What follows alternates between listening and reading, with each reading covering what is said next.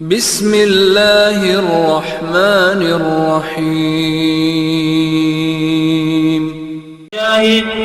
القسطاس والعدل بالرومية، ويقال القسط مصدر المقسط وهو العادل، وأما القاسط فهو الجائر.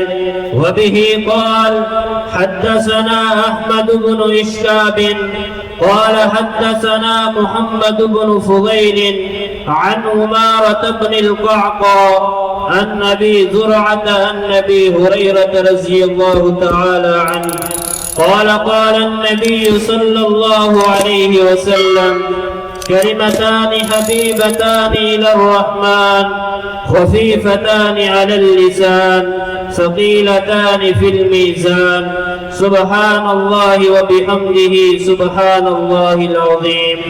اللهم انفعنا وارفعنا بعلومهم وعلومكم أجمعين، آمين يا رب العالمين. إن الحمد لله نحمده ونستعينه، من يهده الله فلا مضل له ومن يضلل فلا هادي له. أشهد أن لا إله إلا الله وحده لا شريك له، وأشهد أن محمدا عبده ورسوله. أعوذ بالله السميع العليم من الشيطان الرجيم. قل إنما أنذركم بالوحي.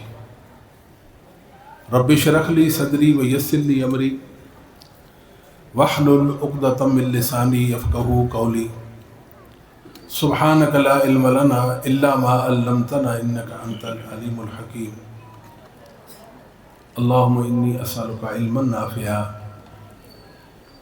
اللهم إني أعوذ بك من علم لا ينفع، وأعوذ بك من قلب لا يخشع، وأعوذ بك من نفس لا تشبع، وأعوذ بك من صلاة لا تنفع، وأعوذ بك من دعاء لا يسمع. اللهم إني أعوذ بك من شر ما عملت ومن شر ما لم أعمل. اللهم إني أعوذ بك من شر سمعي ومن شر بصري ومن شر لساني ومن شر قلبي ومن شر مني. اللهم صل على محمد وأزواجه وذريته كما صليت على إبراهيم وبارك على محمد وأزواجه وذريته كما باركت على إبراهيم إنك حميد مجيد. أما بعد فإن خير الحديث كتاب الله، وخير الهدي هدي محمد صلى الله عليه وسلم، وشر الأمور محدثاتها وكل محدثة بدعة وكل بدعة ضلالة. آج کی موقر کانفرنس جو خالص قرآن و سنت کی نورانی تعلیمات کے حوالہ سے منعقد کی گئی ہے،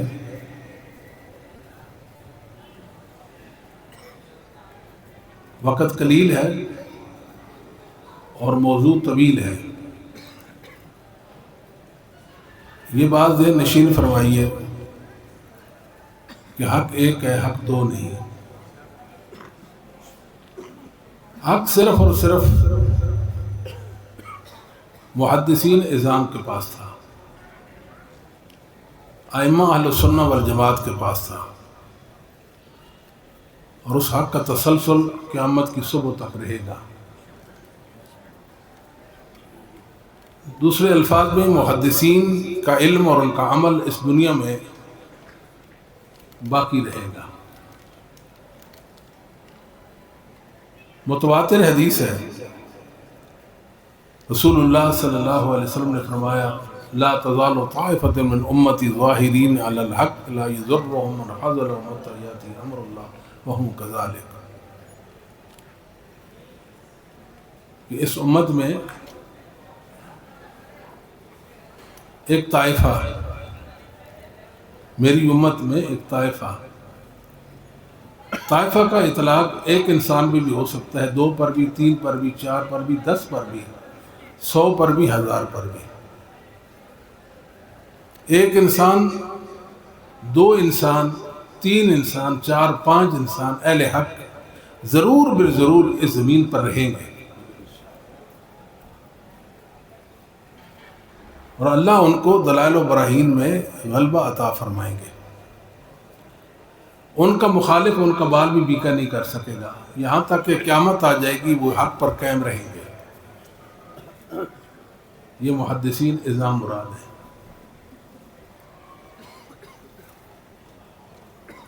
سبحان اللہ۔ رسول کریم صلی اللہ علیہ وآلہ وسلم نے اس حدیث کے اندر بشرا خوشخبری سنائی ہے، مزدجاں خزاں سنایا۔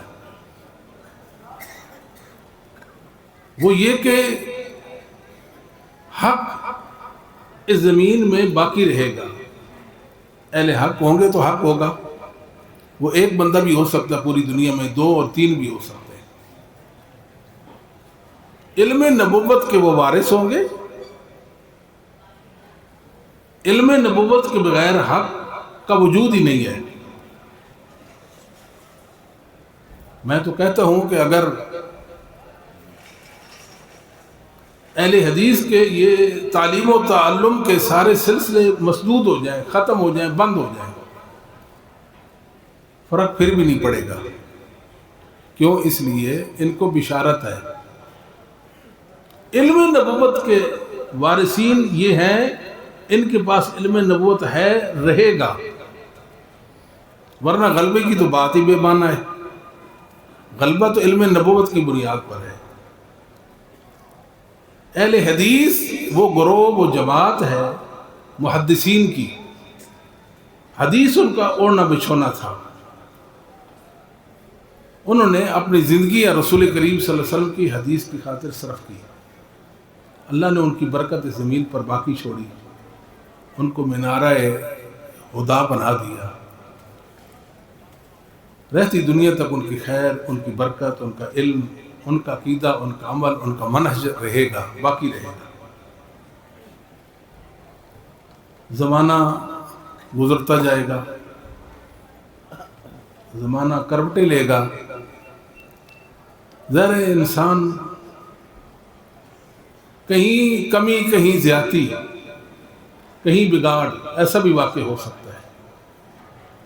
ایک دوسری حدیث ہے، سیدنا ابو ہریرہ رضی اللہ تعالیٰ اس کے راوی ہیں، سنن ابی داؤد میں، ان اللہ یبعث لہذہ الامہ علی رأس کل 100 سنۃ من یجدد لہا دینہا۔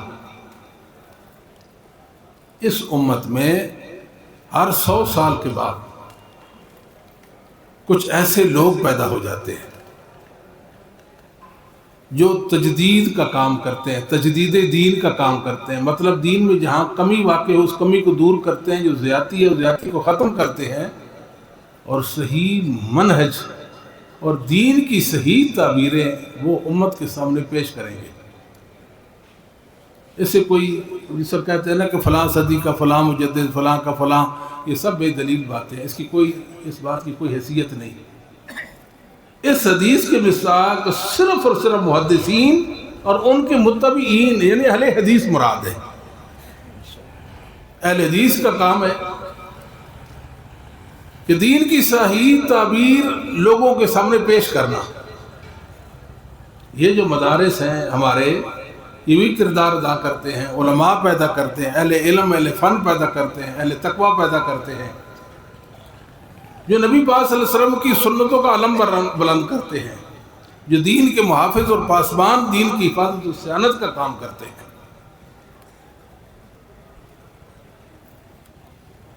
مودودی صاحب نے ایک کتاب لکھی، اس کا نام ہے تجدید و احیاء دین۔ اس میں پیج در پیج بحث کی اس حدیث کے حوالہ سے، اور ایسی بحث کی جو سمجھ میں نہیں آتی۔ اصل میں اپنی جماعت کے متعلق بتانا چاہتے تھے کہ ہماری جماعت جو ہے، یہ جماعت یہ تجدید دین کی ایک تحریک ہے، تحریک۔ مگر کامل مجدد وہ ہوتا ہے جس کے پاس اقتدار ہو۔ اب یہ باتیں علمی دنیا میں کیا حیثیت رکھتی ہیں، آپ فرمائیے ذرا۔ ان کی کوئی حیثیت نہیں۔ حق ایک ہے، وہ صرف اور صرف محدثین کے پاس تھا اور محدثین کے وارثین کے پاس ہے۔ وہی دین کے اندر اس طرح کے جو سلسلے ہوں گے ان کو دور کریں گے. تو الحمدللہ ثم الحمدللہ یہ جو ہمارا دین ہے اس کی حفاظت کا ذمہ اللہ نے لیا. قرآن کی حفاظت کا ذمہ بھی اللہ نے لیا اور حدیث کی حفاظت کا ذمہ بھی اللہ نے لیا. قرآن متن ہے، حدیث اس کی شرح ہے، تشریح ہے، بیان ہے، تفسیر ہے، تبیان ہے، اس کی توضیح ہے. بعض متقدمین علماء سے پوچھا گیا کہ تورات و انجیل میں تحریف کیسے ہو گئی، تغیر تبدل کیسے واقع ہوا؟ وہ جواب یہ دیتے تھے وَمَسْتُحْفِظُوا مِنْ کتاب اللہ نے اہل کتاب یہود و نصارہ کے علماء کا یہ ذمہ بیان کیا کہ تم نے ان کتابوں کی حفاظت کرنی ہے. بجائے حفاظت کرنے کے انہوں نے ان کتابوں میں تحریف کر دی، ایچ پیچ لگائے، گڑبڑ پیدا کر دی. جبکہ قرآن میں تغیر کیوں نہیں آیا؟ اس لیے کہ نحن نزلنا الذکر وَإِنَّا لَهُ لَحَافِظُونَ، کہ ہم ہی ہیں جنہوں نے ذکر کو نازل کیا. ذکر کا معنی نصیحت ہے، اس کا معنی کہ ہم نے اس قرآن کو نازل کیا، یہ معنی صحیح نہیں ہے. نصیحت، کیونکہ ذکر جو ہے یہ تذکیر کا اسم مصدر ہے، اسم فاعل کے معنی میں ہے، معنی مذکر ہے. تفصیل میں جانے کی ضرورت نہیں. قرآن مذکر ہے، قرآن نصیحت کرتا ہے، اور محمد صلی اللہ علیہ وسلم بھی مذکر ہیں. قرآن نے آپ کو مذکر فرمایا اور محمد صلی اللہ علیہ وسلم کے فرمودات ارشادات دی، ان میں بھی تذکیر اور نصیحت ہے. یہ دین کی حفاظت کا ذمہ اللہ نے لیا ہے، انسانوں پر نہیں چھوڑا کہ تم جانو اور تمہارا کام جانو، ایسا نہیں. ہاں اللہ نے اپنے ایسے خاص بندے پیدا کیے جن سے حفاظت دین کا کام لیا گیا. تو لہذا دین کے دو مصدر ہیں، ایک قرآن اور ایک حدیث. یہ وحی ہے. وحی کیا ہوتا ہے؟ وحی ہوتا ہے الاخبار من فی سرعہ، الاخفاء فی سرعہ، انتہائی مخفی پیغام رسانی کو لغوی اعتبار سے وحی کہتے ہیں. اور حافظ ابن حجر رحمہ اللہ نے النکت علی صحیح بخاری کے اندر وحی کی جو شرعی اور اصطلاحی تعریف ہے وہ یہ کی ہے کلام اللہ المنزل علی نبی من انبیائہ، نبیوں میں سے کسی نبی پر اللہ کا نازل کردہ کلام وہ وحی ہوتا ہے. اللہ نزل احسن الحدیث، اللہ نے بہترین کلام نازل کیا. قرآن بھی کلام ہے اور حدیث بھی کلام ہے. قرآن بھی بہترین کلام ہے اور حدیث بھی بہترین کلام ہے. قرآن بھی اللہ کی حفاظت کے ساتھ محفوظ اور حدیث بھی اللہ کی حفاظت کے ساتھ محفوظ. بعض محدثین کہا کرتے تھے لوگ حدیثیں کیسے وضع کر سکتے ہیں، گھڑ سکتے ہیں، کوئی حدیث گڑھے اور نبی پاک کی طرف منسوب کرے، یہ پیغمبر اسلام کا فرمان ہے، کیسے ممکن ہے؟ آخر کوئی نہ کوئی سند تو چپکائے گا نا. مطر گھڑ کے کوئی سند اس کے ساتھ نچی کرے گا کہ نہیں کرے گا؟ سندیں تو ہمیں یاد ہیں، ہم بتا دیں گے کہ یہ جھوٹی ہے، یہ سچی ہے. اللہ کے کوئی خاص بندے تھے جنہوں نے اللہ کے دین کی حفاظت کا کام کیا. محدثین اعظام جو تھے انہوں نے قرآن کی بھی خدمت کی اور حدیث کی خدمت کی ہے. قرآن اور قرآنی علوم کی بھی خدمت کی ہے، حدیث اور حدیثی علوم کی بھی خدمت کی ہے. کچھ لوگ ہیں دنیا میں ان کا منشا یہ ہے کہ محمد صلی اللہ علیہ وسلم کی ادائیں اس دنیا سے مٹ جائیں، اسوہ رسول ختم ہو جائے، لوگ رب العالمین سے بیگانہ ہو جائیں اور محمد رسول اللہ صلی اللہ علیہ وسلم کو آنکھیں دکھائیں. یہ ان کا منشا ہے. صبح شام شب و روز ان کی کوشش اسی حوالہ سے ہیں کہ حدیث مٹ جائے، حدیث مٹ جائے، حدیث مٹ جائے، اجمی سازش ہے، یہ وہ ہے، یہ وہ ہے، اس طرح کی وہ باتیں کرتے ہیں. خاص طور خائب لوگ، انتہائی ناکام اور رسوا زمانہ لوگ ہیں وہ جو محمد صلی اللہ علیہ وسلم کی اداؤں کو مٹانے چلے ہیں. رسول اللہ صلی اللہ علیہ وسلم کی حدیثوں کو کون مٹا سکتا ہے؟ 1400 سال تو گزر گئے، مسلمانوں سے ایک حدیث نہیں چھین سکے یا مسلمانوں کو ایک حدیث سے محروم نہیں کر سکے. یہ ریکارڈ کی بات ہے کہ نہیں؟ حیرانی والی بات ہے، ایک حدیث سے مسلمانوں کو محروم نہیں کر سکے. اور یہ جو حدیث کا نظام اور سسٹم ہے یہ جو علم حدیث کے حوالے سے یہ جو سلسلہ ہے، ہر انسان اس کو سمجھ سکتا ہی نہیں ہے۔ یہ وہی سمجھے گا جو محدثین کے علم و عمل پر ہوگا، ان کے منہج پر ہوگا، جو محدثین کا ہوگا، جو ان کے علم کو دلیل بنا کر قرآن و سنت تک اپنی دسترس کو ممکن کرے گا۔ اللہ رب العالمین یہ علوم اس کو عطا کرتے ہیں۔ میں ایک بات کہا کرتا ہوں کہ دنیا میں ایک راوی بھی ایسا نہیں ہو سکا اس کو دو لوگوں نے ضعیف کہا ہو، اور ضعیف اور دو لوگوں نے اس کو ثقہ کہا ہو۔ یہ کسی کو بات سمجھ آئے تو مجھے بتائیں، ممکن ہی نہیں۔ یہ وہ نظام ہے جس کو سمجھنے کی کوشش کرنی چاہیے۔ علم حدیث، اسماء و رجال اور علل حدیث، یہ دنیا میں حدیث کی حفاظت کے 3 علوم ہیں۔ ہم ان لوگوں کو کہتے ہیں جو حدیث کو مٹانے کی کوشش کرتے ہیں اور حدیث کے متعلق بری رائے رکھتے ہیں کہ یہ 3 علوم جو حدیث کی حفاظت کے لیے دنیا میں ہیں، ان 3 علوم میں سے ایک علم کو بھی آپ دنیا میں سے ختم نہیں کر سکے تو حدیث کو کیسے آپ ختم کر سکتے ہیں؟ آئیں زور لگائیں، ایک علم ختم کر کے ہمیں دکھا دیں کہ لو ہم نے علم حدیث کو ختم کر دیا، ہم نے اسماء و رجال کا علم ختم کر دیا، ہم نے علل حدیث کا علم ختم کر دیا۔ اور علل حدیث کا جو علم ہے وہ خاص اللہ کی عنایت ہے۔ یہ وہ علم ہے جو سیکھنے سے نہیں آتا۔ کوئی کہے کہ میرے اساتذہ کرام بہت لائق فائق اساتذہ ہیں اور میں بہت ذہین ہوں، میں اس علم کو سیکھ لوں گا۔ علل حدیث سیکھنے سے آتا ہی نہیں ہے۔ اگر آتا تو امت میں ڈھیروں لوگ ہوتے۔ اس امت میں علل حدیث کے ماہرین ائمہ وہ ہیں جنہیں گنتی کے انگلیوں پر گنا جا سکتا ہے۔ شعبہ، بخاری، مسلم، یحییٰ بن سعید القطان، عبد الرحمن بن مہدی دارقطنی وغیرہ، یہ چند علماء محدثین ہیں۔ وہ یہ علم سیکھنے سے نہیں۔ کوئی بندہ کہے کہ میں سیکھوں، کتاب پڑھوں، مجھے علم آ جائے گا، وہ نہیں آ سکتا۔ یہ صرف محدثین کے دنیا میں تمام مذاہب اور ادیان نے علماء پیدا کی، اپنے اپنے علماء پیدا کیے۔ ان کو تھوڑا بہت ٹچ بس اس علم کے ساتھ، مطلب علوم حدیث کے ساتھ، یہ حدیث کے ساتھ بھی رہا ہوگا، مگر علل حدیث کا ایک امام یا ایک عالم وہ پیدا نہیں کر سکے۔ اگر کسی کے پاس اس کی مثال ہے تو ہمیں پیش کرے اور شکریہ کا موقع دے۔ حدیث کی جو حفاظت ہے وہ زبردست حفاظت ہے۔ قرآن ہے، حدیث ہے، قرآن ہے، حدیث ہے۔ یہ کیسے ممکن ہے کہ متن محفوظ اور اس کی شرح جو ہے وہ محفوظ نہ ہو؟ یہ ممکن کیسے ہے؟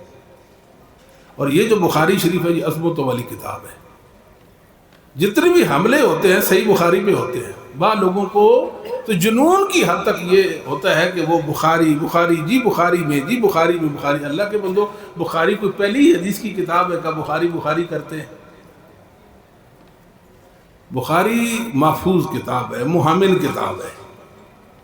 اس کو راستے سے ہٹانا چاہتے ہیں تاکہ قرآن کریم میں ہم منچاہی تعبیریں اور تفسیریں کر کے، منچاہی تفسیریں کر کے دنیا میں بگاڑ لائیں اور اللہ کے کلام میں ہم ایسی ویسی باتیں کریں۔ بخاری کے ہوتے ہوئے قرآن کریم کے حوالے سے کوئی انسان بری بات کر سکتا ہی نہیں ہے۔ اس لیے ان کا زور ہے کہ بخاری کو راستے سے ہٹا دیا جائے۔ مثال کے طور پر ایک اعتراض آتا ہے، آپ نے بھی سنا، ہم نے کئی بار سنا، بخاری 200 سال بعد لکھی گئی۔ بھائی 200 سال بعد لکھی گئی، جی ٹھیک ہے، درست بات ہے، 200 سال بعد لکھی گئی۔ اس سے آپ کا منشا کیا ہے؟ ثابت کیا کرنا چاہتے ہیں؟ کسی کو آپ بتا رہے ہیں بخاری 200 سال بعد لکھی گئی، جی 200 سال بعد لکھی گئی، جی بخاری تو 200 سال بعد لکھی گئی، بخاری 200 سال بعد لکھی گئی۔ بس شور مچائیں گے، بات کریں گے، لا حاصل گفتگو، کیا فائدہ اس بات کا؟ بخاری جو ہے حدیث کی کتابیں تھی۔ بخاری سے پہلے ائمہ حدیث نے حدیث جمع کی، حدیث کی کتابیں مدون کی۔ امام بخاری نے چناؤ کیا، کیا کیا؟ ان کتابوں سے حدیثیں چن کر امت کے سامنے ایک مجموعہ پیش کر دیا۔ یہ محمد رسول اللہ کے فرمودات کا گنجینہ اور خزینہ ہے، اسے لے لو، اپناؤ، دنیا آخرت میں کامیابی پا لو۔ اس کتاب کو امام بخاری نے جامع کتاب بنا دیا، جامع کتاب، الجامع صحیح المسند من حدیث رسول اللہ صلی اللہ علیہ وسلم سننہ و ایامہ۔ یہ حافظ ابن حجر رحمۃ اللہ نے عدۃ الساری کے اندر صحیح بخاری کا نام ذکر کیا ہے۔ جامع اس حدیث کو کہتے ہیں یہ پورے دین کا احاطہ کرے، حدیث کی تمام انواع جس میں موجود ہوں اس کتاب کو جامع کہتے ہیں۔ امام بخاری رحمۃ اللہ علیہ نے حدیثوں کو چنا، حدیثوں کو جمع کیا صحیح بخاری کی صورت میں۔ حدیثیں تو پہلے موجود تھی اور لکھی ہوئی تھی۔ آپ کو اس کی سادہ سی مثال دیتا ہوں۔ صحیح بخاری کی جو آخری حدیث ہے، ابھی بیٹا نے جو پڑھی ہے، احمد بن اشکاب سے امام بخاری کے استاد ہیں، اور یہ حدیث امام بخاری نے صحیح بخاری کے اندر آپ نے 3 اساتذہ سے نقل کی ہے، قتیبہ بن سعید سے اور محمد بن زہیر سے اور زہیر بن حرب سے اور احمد بن اشکاب سے، 3 اساتذہ سے یہ حدیث نقل کی ہے۔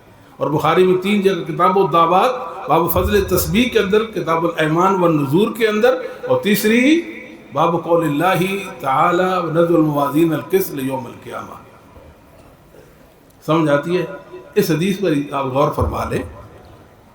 یہ امام بخاری رحمۃ اللہ علیہ نے 3 مختلف مقامات پر حدیث ذکر کی اور کتاب کا خاتمہ بھی اس حدیث پر کر دیا۔ احمد بن اشکاب سے بیان کی، انہوں نے اپنے استاد محمد بن فضیل بن غزوان الزبی سے بیان کی، اور انہوں نے اپنے استاد عمارہ بن کاکا سے، اور انہوں نے اپنے ابو زرع بن عمر بن جریر بن عبداللہ بجلی سے روایت کی، اور انہوں نے سیدنا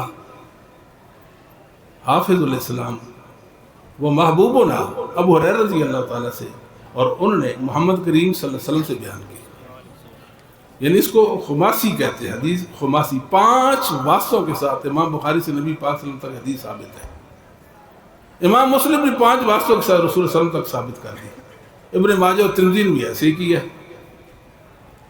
اب یہ حدیث جو امام بخاری رحمۃ اللہ نے اپنی صحیح کے اندر ذکر کی ہے، یہ مسند احمد میں بھی موجود ہے، یہ مصنف ابن ابی شیبہ میں بھی موجود ہے۔ امام بخاری کے استاد کی کتاب المصنف، اس کے اندر بھی حدیث موجود ہے جو امام بخاری سے پہلے لکھی گئی۔ اور اس سے بھی بڑھ کر بات یہ ہے کہ یہ امام بخاری رحمۃ اللہ علیہ اپنے استاد احمد اشکاب یا دوسرے استادوں سے جو روایت کی ہے وہ محمد بن فضیل سے روایت کرتے ہیں، اور وہ یعنی یہ جو حدیث ہے محمد بن فضیل کی کتاب ہے الدعاء جو دنیا میں موجود ہے، یہ حدیث محمد بن فضیل نے اپنے استاد عمارہ بن کاکا سے بیان کی ہے۔ اور محمد بن فضیل جو تھے 195 میں فوت ہو گئے، امام بخاری 194 میں دنیا میں تشریف لائے، اب پیدا ہوئے، 1 سال کے بعد وہ فوت ہو گئے۔ امام بخاری سے کتنے سال پہلے یہ حدیث دنیا میں موجود تھی۔ محمد بن فضیل کی کتاب سے امام بخاری نے حدیث نقل کر دی۔ یہ کہنا کہ بخاری 200 سال بعد لکھی گئی، یہ تو لکھی ہوئی حدیثوں سے چنی گئی، لکھی ہوئی حدیثوں سے چنی گئی حدیث، منتخب احادیث ہے کڑی شروط کے ساتھ۔ امام بخاری نے ان کے سینے پر مونگ ڈلے ہیں، ان کے گلے کا کانٹا بنے، نہ اگل سکتے نہ نگل سکتے، ہائے بخاری ہائے بخاری ہائے بخاری۔ یہ تمہارے لیے بڑی مصیبت ثابت ہو گئی۔ بخاری محمد بن فضیل کی کتاب الدعاء اب دنیا میں موجود ہے، چھپی اس کے اندر یہ حدیث موجود ہے۔ کوئی کہے بخاری 200 سال بعد لکھی گئی، کوئی محمد بن فضیل 195 فوت، اس سے پہلے یہ حدیث دنیا میں موجود تھی، محمد بن فضیل کی کتاب میں تھی۔ پھر ائمہ کی ایک جماعت ہے جنہوں نے اس حدیث کو اپنی کتابوں میں لایا۔ لو جی، پوری دنیا کی جو حدیث کی کتابیں ان میں سرچ کریں، یہ حدیث جہاں بھی آئے گی، جہاں بھی آئے گی، جہاں بھی آئے گی، جہاں بھی آئے گی، 10 20 30 100 کتابوں میں آئے گی، محمد بن فضیل عن عمارہ بن کاکا عن ابی ذر عن ابی ہریرہ کے واسطے سند کے ساتھ آئے گی۔ کوئی نقطے کا فرق دکھا دے، کوئی شوشے کا فرق دکھا دے تو ہم اس کو مانیں گے۔ آپ کو بات سمجھ آتی ہے؟ بھئی یہ جو ایک شوشہ ہی ہے نا کہ 200 سال بعد بخاری لکھی گئی، بھئی بخاری تو 200 بعد جمع کی گئی، یہ کہیں کیسے جمع کی؟ لکھی ہوئی کتابوں سے جمع کی گئی. ایک حدیث ادھر سے لی ادھر سے لی ادھر سے لی اپنی سندوں کے ساتھ، اور امام بخاری نے امت کے سامنے حدیثوں کا شاہپارہ پیش کر دیا. عظمتوں والی کتاب بن گئی. اس جیسی کتاب کوئی نہیں، اور امام بخاری جیسا امام کوئی نہیں. امام بخاری سے پہلے جتنے ائمہ اور بعد والے، کوئی بھی امام بخاری رحمۃ اللہ علیہ کے مرتبے کا نہیں ہے. ابو بکر اسماعیلی رحمۃ اللہ علیہ نے جب امام بخاری کے الجامع دیکھی، اس سے پہلے کئی جامع اور دیکھ چکے تھے، انہوں نے کہا یہ جو کتاب ہے الجامع صحیح بخاری اس کی ہو سکتی ہے جس کا علم سمندر سے بھی گہرا ہے، سمندر سے بھی گہرا. امام بخاری کے پاس کئی عظمتیں ہیں، اب عظمتوں کا استعارہ ہے، یہ موقع نہیں ہے. امام بخاری رحمۃ اللہ علیہ کا یہ جو حدیثوں کا شاہپارہ ہے، امت اس پر فخر کرتی ہے. بخاری ہمارا فخر ہے، اور بخاری نے ہمارا سر فخر بلند کر دیا ہے. اتنی خوبصورت، اتنی بہترین کتاب ہے. دنیا میں لوگ آئے، انہوں نے محدثین کا مقابلہ کیا، ان کو منہ کی کھانی پڑی، وہ ناکام ہو گئے، وہ ناکام ہو گئے. ان کے پاس محدثین کی محبت نہیں تھی، عقیدت نہیں تھی، بلکہ ان کے مقابلے میں آئے، علم نبوت کے مقابلے میں علم کلام دنیا کے سامنے متعارف کرایا.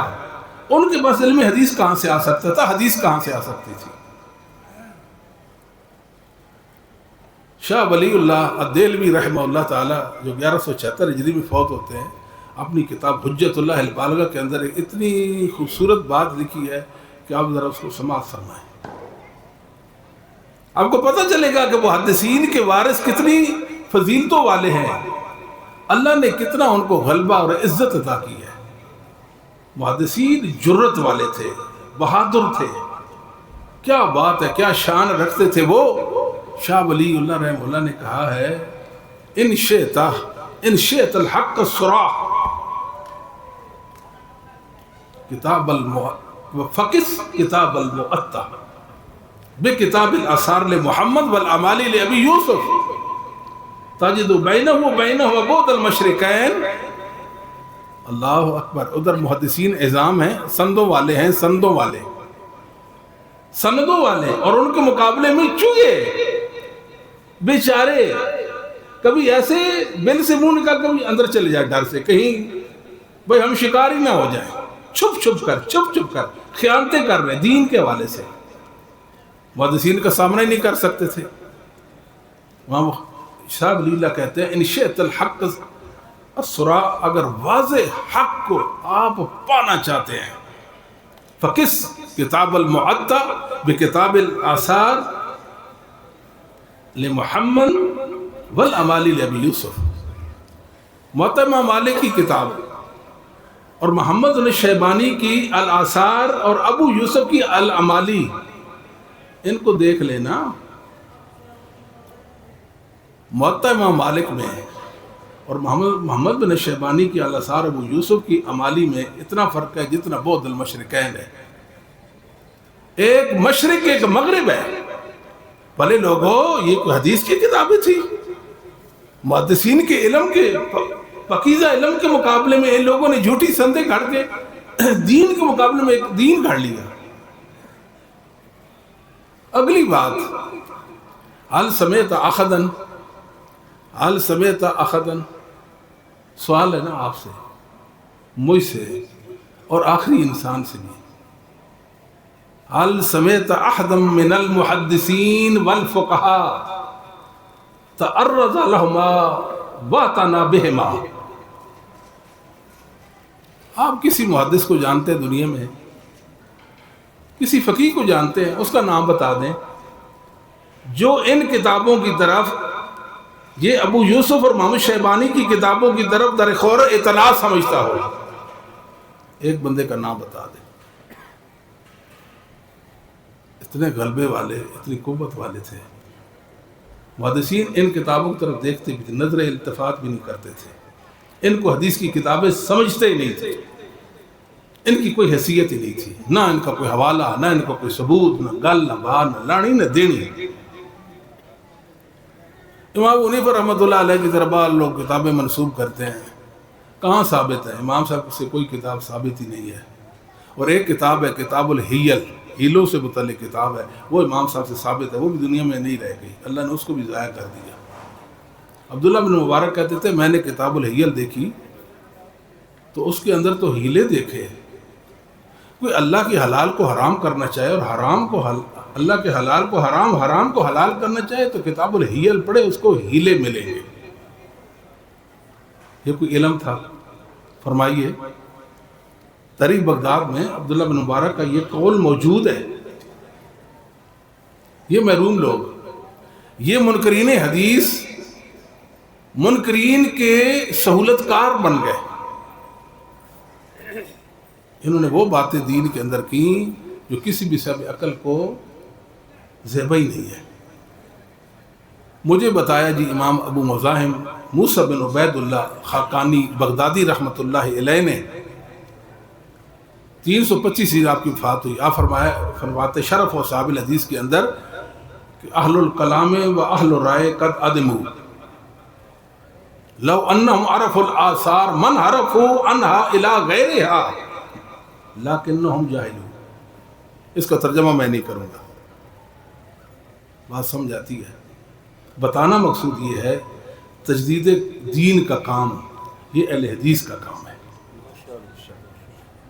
بس یہ گروہ مراد اس حدیث سے کہ من یجدد لہا دینہا، صرف اہل حدیث اور کوئی مراد نہیں ہے، جن کے پاس محدثین کی محبت اور ان کا علم موجود ہے، جن کے پاس صحیح بخاری صحیح مسلم عظمتوں والی کتابیں موجود ہیں۔ کچھ لوگ بات کرتے ہیں حدیث جو ہے جی وہ بعد میں لکھی گئی ہے، یہاں بات ہم کہتے ہیں کہ اگر حدیث لکھی ہوئی نہ بھی ہوتی تو پھر بھی اللہ نے اس کی حفاظت کا ذمہ لے لیا تھا نا، یہ تو نصیحت ہے، ذکر ہے، تو نصیحت کیسے مٹتی؟ انسان دنیا میں باقی انسان کی صلاح فلاح کا سامان باقی نہ رہے، کیسا ممکن ہے؟ مشرکین مکہ نے نبی کریم صلی اللہ علیہ وسلم سے 14 مطالبات کیے، ہمارے 14 مطالبات ہیں، آپ پورے کر دیں۔ سورۃ بنی اسرائیل میں یہ 14 مطالبات مذکور ہیں، ان میں سے ایک مطالبہ یہ تھا اوترکا فی السماء، محمد آپ آسمان پہ چڑھ جائیں، ہم اپنی آنکھوں سے دیکھیں کہ آپ آسمان پہ چڑھتے جا رہے ہیں۔ وَلَن نُؤْمِنَ لِرُقِيِّكَ حَتَّىٰ تُنَزِّلَ عَلَيْنَا كِتَابًا نَقْرَؤُهُ، آپ پھر بھی ہم ایمان نہیں لائیں گے کہ محمد آسمانوں پہ جا رہے ہیں، ہاں آپ آسمان سے لکھی ہوئی کتاب لے آئیں، لکھی ہوئی کتاب لے آئیں، ہم اس کتاب کو پڑھیں گے پھر سوچیں گے کہ آپ پر ایمان لانا ہے کہ نہیں لانا۔ کیا اللہ نے ان کا یہ مطالبہ پورا کر دیا؟ وَلَوْ نَزَّلْنَا عَلَيْكَ كِتَابًا فِي قِرْطَاسٍ فَلَمَسُوهُ بِأَيْدِيهِمْ لَقَالَ الَّذِينَ كَفَرُوا إِنْ هَذَا إِلَّا سِحْرٌ مُبِينٌ۔ بابو یہ کٹوجتیاں کرتے ہیں، انہوں نے کب آپ کو مانا، کب آپ پر ایمان لانا ہے؟ اگر آسمانوں سے آپ لکھی ہوئی کتاب آپ کے ہاتھوں میں ہوتی، آسمانوں سے آپ نیچے اترتے، یہ دیکھتے محمد اترتے آ رہے ہیں، اس کتاب کو اپنے ہاتھوں میں لیتے، پڑھتے، اس کی برگردانی کرتے، تو کہتے یہ تو سری جادو ہے۔ اللہ نے ان کا مطالبہ پورا نہیں کیا، کیوں؟ اس لیے کہ کچھ دنیا میں لوگ آنے والے تھے جو کہتے تھے قرآن قرآن قرآن، حدیث نہیں حدیث نہیں حدیث نہیں۔ ہم کہتے ہیں بتاؤ منکرین قرآن کو جو تم جواب دو گے وہ حدیث کے حوالے سے ہمارا جواب سمجھ لینا۔ سمجھ نہیں میرے بچوں کو بات؟ بل هو آیات بینات فی صدور الذین اوتوا العلم، یہ تو سینوں والا علم تھا نا، اگر لکھ دیا گیا تو ٹھیک ہے، نہ لکھا ہوتا تو پھر کیا ہوتا؟ امام بخاری رحمۃ اللہ علیہ نے صحیح بخاری کا آغاز قرآن کریم کی آیت کریمہ سے کی، انا اوحینا الیک کما اوحینا الی نوح، محبوب ہم نے آپ کی طرف وحی کی ہے، پیغمبروں والی وحی، جیسے ہم نے نوح نبی کی طرف وحی کی تھی۔ بتائیے نوح نبی پر وحی آئی کہ نہیں آئی؟ کون سی کتاب نوح علیہ السلام پر اتری تھی؟ کوئی صحیفہ اس کا نام کسی کو یاد ہے؟ بتائے نا ہمیں۔ وہ فرماتے تھے میرے اللہ نے مجھ پر وحی کی قوم نہ مانی، غرق ہو گئی نا۔ اللہ بتانا چاہتے ہیں پیغمبر کی وحی کا انکار سوائے غریابی کے کوئی اس کا انجام ہی نہیں ہے، بربادی کے۔ وہ قوم نہیں مانی، اللہ کے عذاب کا کوڑا ان پر برسا اور وہ غرق ہو گئے۔ پہلی قوم تھی جنہوں نے محمد الرسول اللہ صلی اللہ علیہ وسلم سے پہلے، یعنی پہلے رسول نوح علیہ السلام کی حدیث کا انکار کیا۔ وہ غرق ہو گئے. وہ حدیث کوئی لکھی ہوئی تھی بھائی؟ وہ کوئی لکھی ہوئی حدیث نہیں تھی نا، تھی تو وہ حدیث. یہ جو لوگ آج حدیث کا ٹھٹھا کرتے ہیں، کیوں کرتے ہیں؟ یہ بڑے ظالم لوگ. اللہ تعالیٰ کیا فرماتے ہیں؟ فَإِذَا نَادَيْتُمْ فَإِذَا نَادَيْتُمْ. ندا کا اللہ نے قرآن میں ذکر کیا. اذا نودی للصلاۃ من یوم الجمعۃ فاسعوا الی ذکر اللہ. جمعہ کے دن اذان کا مسئلہ قرآن نے بیان کیا، اذان کی بات کی ہے. وَإِذَا نَادَيْتُمْ إِلَى الصَّلَاةِ اتَّخَذُوهَا هُزُوًا وَلَعِبًا. جب اذان ہوتی ہے نا، نماز کی طرف بلاوا ہوتا ہے، اللہ اکبر اشہد ان لا الہ الا اللہ اشہد ان لا الہ الا اللہ اشہد ان محمد رسول اللہ، ساری اذان ہوتی ہے. یہ تمسخر اڑاتے ہیں لوگ. یہ کیا ہے؟ اذان کے الفاظ کی اہانت کرتے ہیں، توہین کرتے ہیں، تمسخر اڑاتے ہیں، اس کی بے وقتی بے قدری کرتے ہیں. ندا کا ذکر قرآن میں، یعنی اذان کا ذکر قرآن میں، الفاظ کہاں؟ او بولو، اذان کے الفاظ کہاں؟ حدیث میں. مطلب جب حدیث سنتے جو اذان کی صورت میں ہوتی تو کیا کرتے؟ اس کا مذاق اڑاتے. ذالک بانہم قوم لا یعقلون. وجہ یہ ہے کہ ان میں عقل نہیں، بیوقوف، پاگل اور دیوانے ہی یہ. جو بھی محمد رسول اللہ صلی اللہ علیہ وسلم کی حدیث پر اٹیک کرتا ہے، آپ یقین کر لیں کہ یہ پاگل بے وقوف ہے، اختلال کا شکار ہو گیا ہے. اس کا یہ جو دماغ ہے نا، یہ ہل گیا ہے، احترام ختم ہو گیا، آداب اس کے اندر نہیں رہ گئے. یہ دین کا دشمن بن گیا ہے، دین کا دشمن. اور یاد رکھو، ایک صحیح حدیث کوئی شخص کہتا ہے کہ میں مانتا ہوں یہ محمد صلی اللہ علیہ وسلم کی صحیح حدیث ہے، واقعی پیغمبر اسلام کا قول ہے، آپ کا فرمان ہے اور آپ کی سنت ہے، پھر اس کا انکار کر دے، اس کا تمسخر اڑا دے، تو وہ کافر ہوتا ہے. جو ساری کی ساری حدیثوں کو نہ مانے اور کہاں یہ اجمی سازش ہے، اس کا کیا اعتبار؟ صبح سے شام کو کیا ہو جاتی تھی؟ یہ تو تاریخ ہے. کہتے ہیں قرآن ہے، حدیث نہیں ہے. قرآن ہے، حدیث نہیں ہے. ایسی بات کرتے ہیں. قرآن کریم میں 30 مقامات پر اللہ تعالیٰ نے محمد صلی اللہ علیہ وسلم کی اطاعت کا حکم دیا ہے. 30 مقام. امام ابو بکر الاجری نے الشریعہ کے اندر وہ ذکر، یہ بات ذکر کی، اور یہ بات شیخ الاسلام ابن تیمیہ نے بھی ذکر کی ہے. الحمدللہ میں نے اپنی کتاب حدیث دین ہے، اس کے اندر وہ 30 آیات جمع بھی کر دی ہے. وَمَا يَنْطِقُ عَنِ الْهَوَىٰ إِنْ هُوَ إِلَّا وَحْيٌ يُوحَىٰ. اس آیت کریمہ اللہ تعالیٰ نے محمد رسول اللہ صلی اللہ علیہ وسلم کے نطق کو وحی قرار دیا، نطق رسول کو وحی قرار دیا. کہ پہلے آپ سے ہوا کی نفی کر دی. ہوا، وَمَا يَنْطِقُ عَنِ الْهَوَىٰ. ہوا ایسا لفظ ہے، ہماری زبان میں اس کی تعبیر نہیں ہو سکتی. ہم زیادہ سے زیادہ کیا کہتے ہیں؟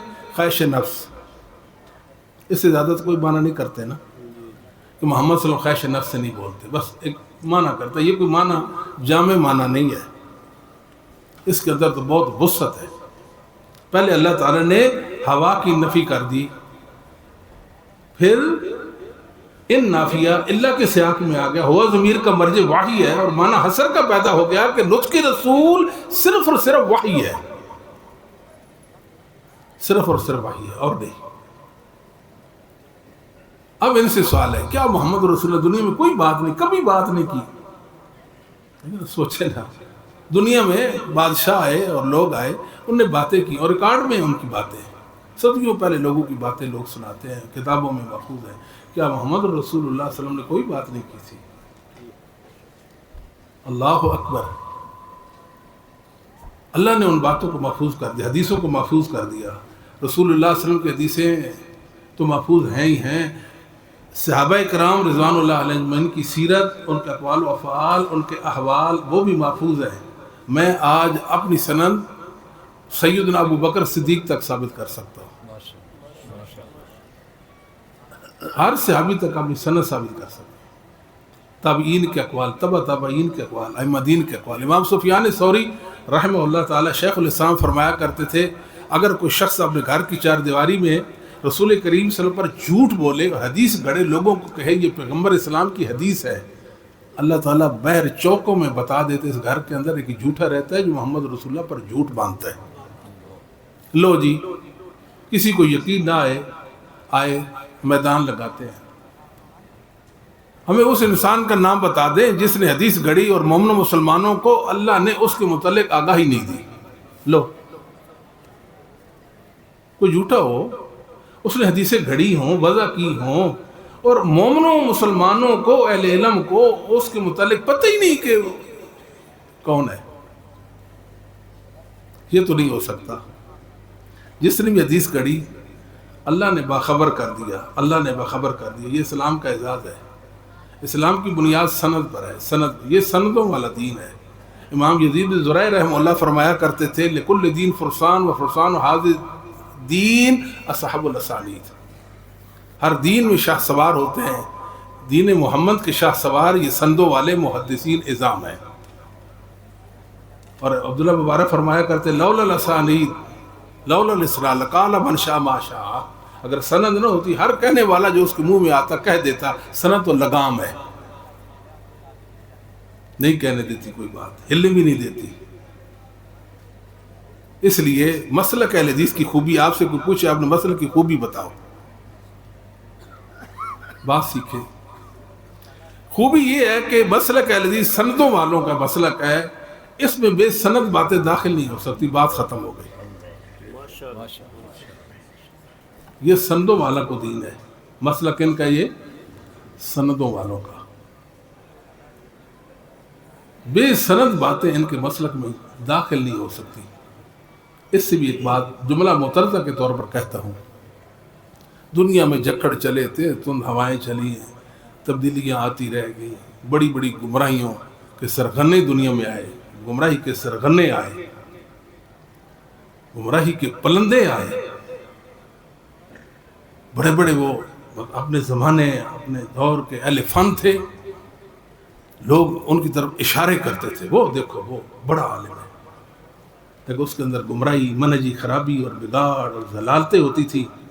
بعض مسالک ایسے ہوتے تھے ان کے مسلک اور ان کے من کی اس نے ایک دو باتیں کر دی، اس کو معانقے کرتے، اس کے ہاتھ چومتے، اس کا ماتھا چومتے، یہ تو ہمارا ہے، یہ تو ہمارا ہے. اور میرے بھائیوں، جب سے مسلک علی سے صحابہ سے لے کر آج تلک اس کا ریکارڈ ہی کوئی نہیں کہ کوئی شخص مسلک اہل حدیث کے اندر تقیہ کرتے ہوئے داخل ہو جائے اور اس کے اندر بگاڑ لائے اور اہل حدیثوں کو اس کے بگاڑ کا علم نہ ہو سکے یا اس کے تقیہ کا علم نہ ہو سکے.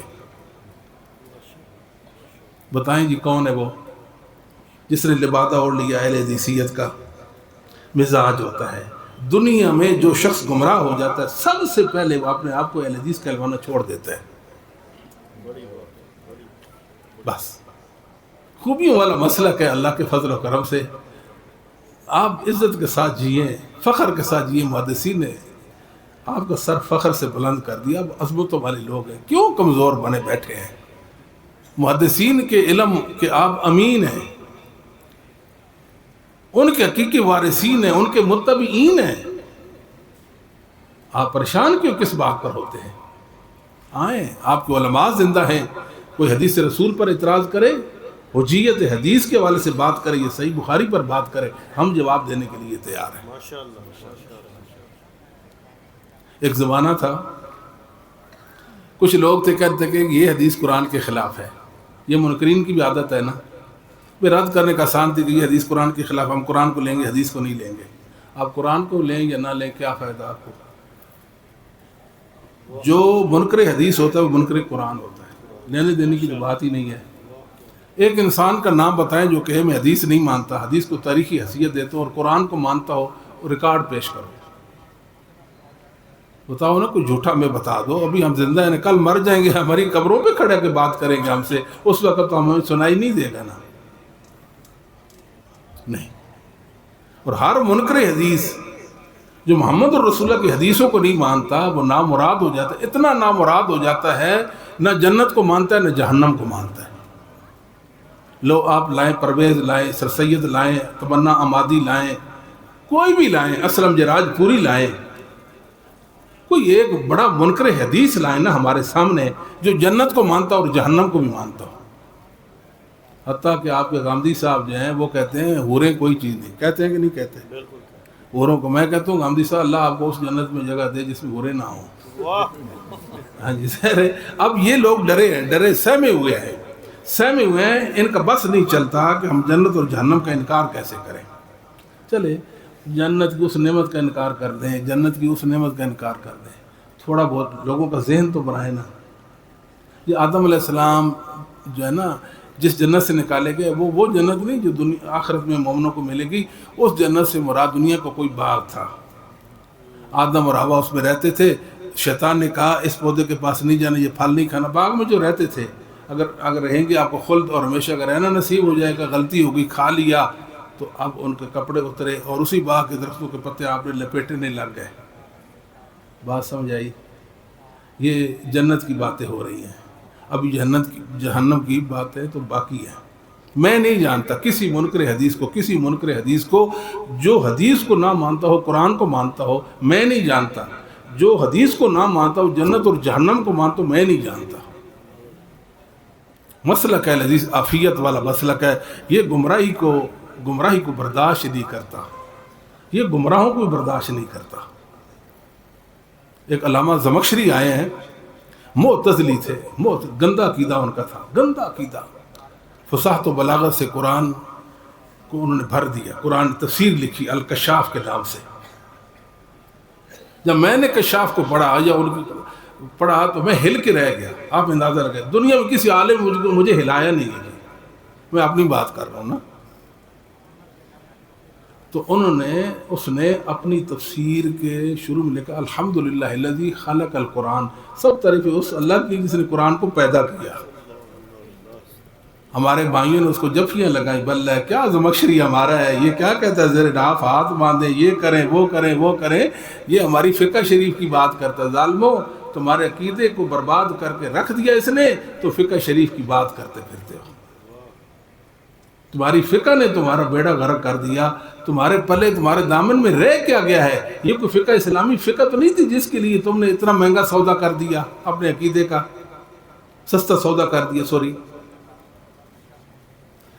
مسلک اہل حدیث کے اندر ہر مطلب جو اہل حدیث کے مد مقابل جو فرق ہے، میں ان کی بات کر رہا ہوں، ایک بھی ایسا نہیں جو گمراہوں سے بچ سکے۔ انہوں نے کہا یہ ایسا کرتا ہے لہذا یہ ہمارا ہے، یہ ایسا کرتا ہے یہ ہمارا ہے، اپنی طرح کو کھینچ رہے ہیں۔ اہل حدیث دل جگرے والے لوگ ہیں، ہم نے کسی گمراہ کو منہ بھی نہیں لگانا پسند کیا، اچھی جگہ ہم اپنے مسئلہ کو اس کو جگہ دیتے ہیں۔ الحمدللہ یہ بہت صاف ستھرا مسلک ہے، علم نبوت پر مبنی مسلک ہے، علم نبوت پر، اللہ کی وحی پر۔